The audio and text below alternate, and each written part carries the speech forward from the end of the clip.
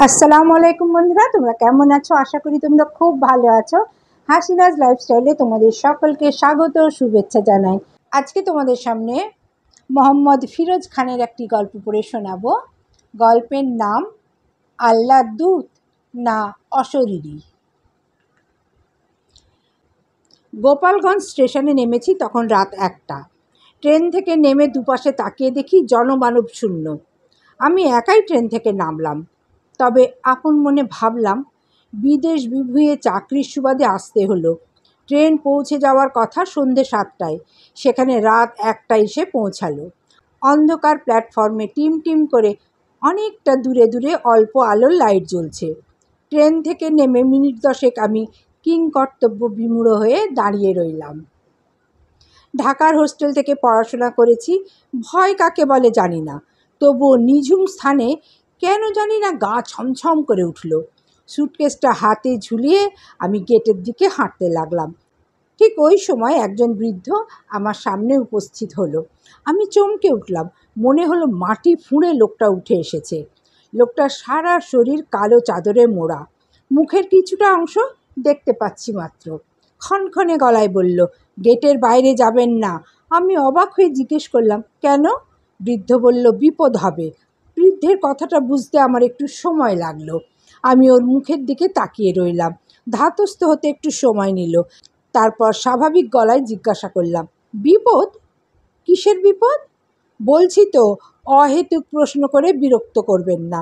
গেটের বাইরে গেলে আপনার বিপদ অনিবার্য। কথা শেষ করে বৃদ্ধ আর দাঁড়ালো না, গেটের বাইরে অদৃশ্য হয়ে গেল।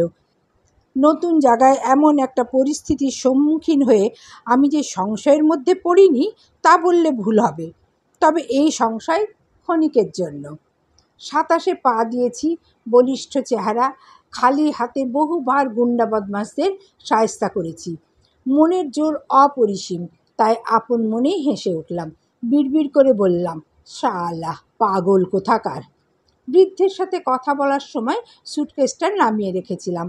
হাতে তুলে নিয়ে গেটের বাইরে বেরিয়ে এলাম।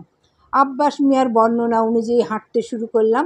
স্কুল সংলগ্ন কোয়ার্টারের চাবি আমার কাছে। মিনিট 20 হাঁটার পথ।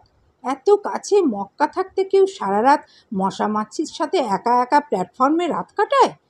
এঁকে বেঁকে রাস্তা চলে গেছে। দুপাশে ঘন জঙ্গল, কাঁচা মাটির রাস্তা। খানিকক্ষণ আগেই বৃষ্টি হয়েছিল, মাটি প্যাচ প্যাচ করছে। সাবধানে পা ফেলে এগুতে লাগলাম। কাঁচা রাস্তা শেষ করে বর্ণনা অনুযায়ী ধান খেতে এসে পৌঁছে গেলাম। এই ধান ক্ষেতটুকু পেরোতে পারলে আমার গন্তব্যস্থলে পৌঁছে যাব। চলতি বইয়ের একটা সুর ভাসতে ভাসতে ধান খেতে নেমে এলাম। খানিকটা পথ অতিক্রম করার পর হঠাৎ আমার গোড়ালিতে কিছু একটা কামড়ানোর যন্ত্রণা অনুভব করে আহ শব্দ উচ্চারণ করে ধান খেতে গড়িয়ে পড়লাম। ব্যাস, তারপর আমার কিচ্ছু মনে নেই। যখন জ্ঞান ফিরল তখন দেখি আমি একটা ঘরে শুয়ে আছি। আমাকে ঘিরে অনেক লোক দাঁড়িয়ে। উঠে বসতে গেলে সকলে বাধা দিল।